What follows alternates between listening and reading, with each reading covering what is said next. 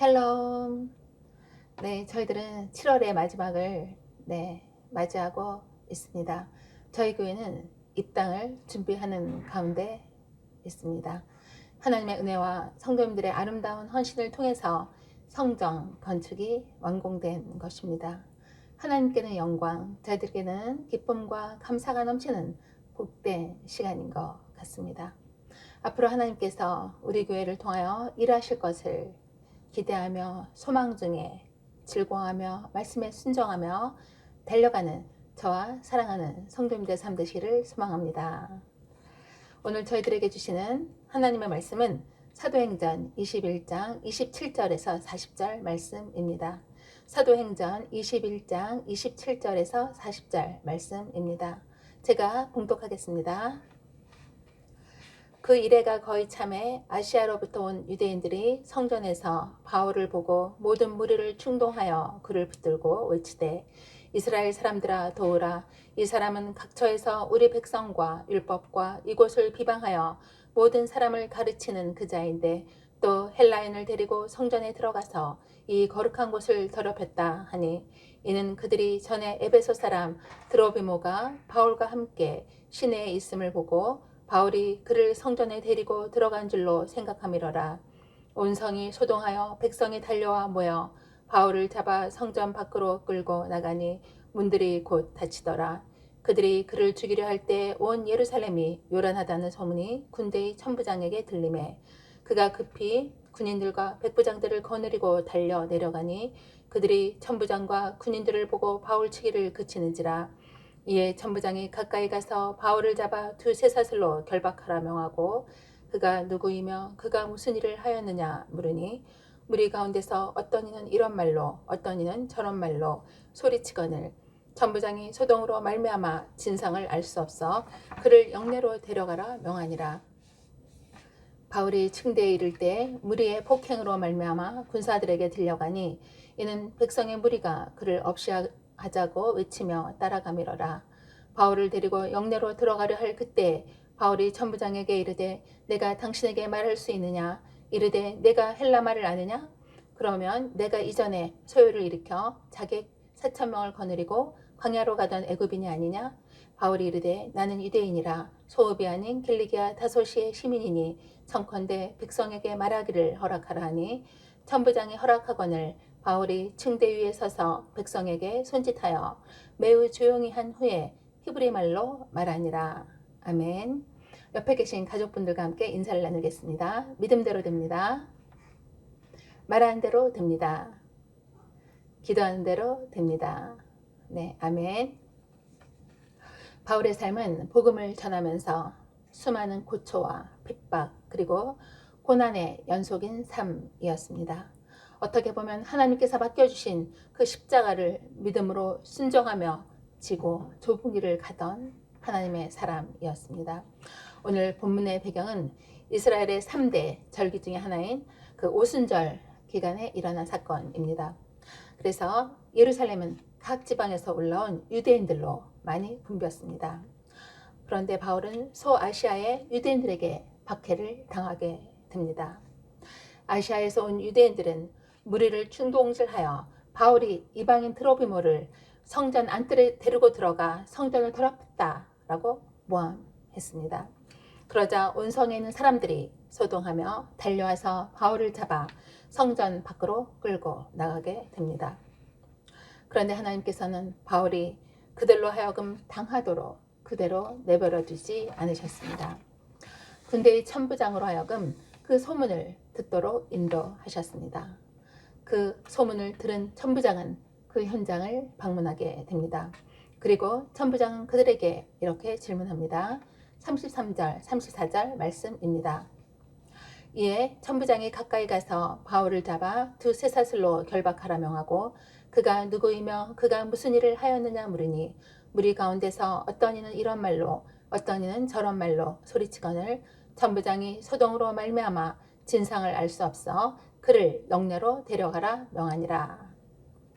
천부장이 바울이 누구며 그가 무슨 일을 했느냐라고 물었지만 무리들은 딱히 분명한 대답을 하지 못했습니다. 그러자 천부장은 바울을 영내로 데려갑니다. 무리의 폭행으로 말미암아 군사들이 바울을 보호하며 데려가도록 합니다. 이처럼 바울이 천부장의 도움을 얻어 보호받도록 인도하신 분은 누구십니까? 바로 하나님이십니다. 바울을 사랑하시고 그에게 맡겨주신 선교의 사명을 감당하도록 하나님은 보호해 주셨습니다. 그러하게 바울은 고린도전서 15장 10절에서 이렇게 고백하고 있는 것입니다. 그러나 내가 나 된 것은 하나님의 은혜로 된 것이니 내게 주신 그의 은혜가 헛되지 아니하여 내가 모든 사도보다 더 많이 수고하였으나 내가 한 것이 아니요 오직 나와 함께 하신 하나님의 은혜로라. 아멘. 이렇게 무리를 통해 큰 핍박을 받아 군사들의 보호를 받으며 영내로 들어가려 할 그때 바울은 천부장에게 이렇게 요청합니다. 37절 말씀입니다. 바울을 데리고 영내로 들어가려 할 그때 바울이 천부장에게 이르되 내가 당신에게 말할 수 있느냐? 이르되 내가 헬라말을 아느냐? 이것은 무슨 의미입니까? 바울은 헬라어를 사용함으로써 자신이 학문과 교양 있는 사람이며 폭동을 일으킬 만한 그런 반란군이 아니다라는 것을 증명하고 싶었던 것입니다. 바울의 말을 들은 천부장은 바울을 향해서 그렇다면 내가 이전에 소요를 일으켜서 자객 4,000명을 거느리고 광야로 가던 그 애굽인이 아니냐라고 묻습니다. 그러나 바울은 나는 유대인이고 소읍이 아닌 길리기아 다소시의 시민이다 라고 자신의 정체성을 밝힙니다. 그러면서 백성들에게 말할 수 있도록 허락해달라 라고 요청합니다. 어떻게 보면 사람들의 그 빗발치는 원성 때문에 바울은 지금 피해서 영내로 들어가야 할 사람인 것입니다. 그러한 입장에는 바울이 백성들 앞에서 말할 수 있게 해달라고 요청하고 있는 것입니다. 그런데 아이러니하게도 그 바울의 요청을 천부장은 수락하게 됩니다. 그러자 바울은 히브리 말로 백성들을 향해서 말하기를 시작합니다. 다음 주 수요 예배 시간에 사도행전 22장을 통해서 또 바울의 설교 내용을 저희들은 듣게 될 것입니다. 저는 오늘 본문을 보면서 세 가지를 생각하게 되었습니다. 첫째는 하나님의 말씀의 비밀을 맡은 자들에게는 반드시 핍박이 따른다라는 것입니다. 마태복음 5장 10절에서 12절은 이렇게 말씀합니다. 의를 위하여 박해를 받은 자는 복이 있나니 천국이 그들의 것이라. 나로 말미암아 너희를 욕하고 박해하고 거짓으로 너희를 거슬러 모든 악한 말을 할 때에는 너희에게 복이 있나니 기뻐하고 즐거워하라. 하늘에서 너희의 상이 큼이라. 너희 전에 있던 선지자들도 이같이 박해하였느니라. 아멘. 하나님께서는 오히려 예수님 때문에 욕을 먹고 박해를 받고 악한 말을 들을지라도 그것은 바로 복 있는 자의 삶이다 라고 말씀하십니다. 왜냐하면 하늘에서 받을 상이 크기 때문입니다. 사랑하는 성도 여러분, 혹시라도 예수님 때문에 핍박을 받으며 고난 중에 있습니까? 전능하신 하나님께서 그 고난 중에 계신 여러분을 보고 계시고 그 아픔을 반드시 기억해 주신다는 것을 우리는 잊지 않아야 합니다. 그런데 기억해야 할 사실은 그러한 고난은 결코 헛된 것이 아니라는 것입니다. 하나님께서 주신 그 예비하신 상이 크기 때문입니다. 그러하기에 우리는 소망적인 즐거움으로 나아갈 수 있는 것입니다.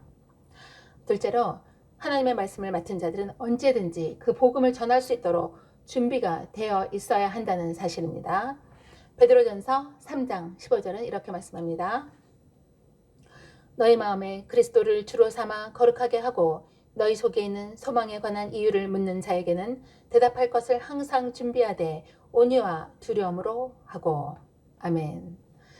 하나님의 비밀을 맡은 자들은 항상 준비가 되어 있어야 한다는 것입니다. 어떤 분이 소망에 관한 이유, 즉 복음에 대한 질문을 한다면 즉시 대답할 수 있도록 준비가 되어 있어야 한다는 것입니다. 저는 한 목사님의 말씀을 들은 적이 있는데요. 그분은 설교 한 편을 준비해서 항상 가슴에 지니고 다니신다고 합니다. 왜냐하면 갑자기 언제 어디에서 설교를 해야 할 상황이 올지 모르기 때문이라는 것이었습니다. 저는 그 목사님의 말씀이 너무나 마음에 와닿았습니다.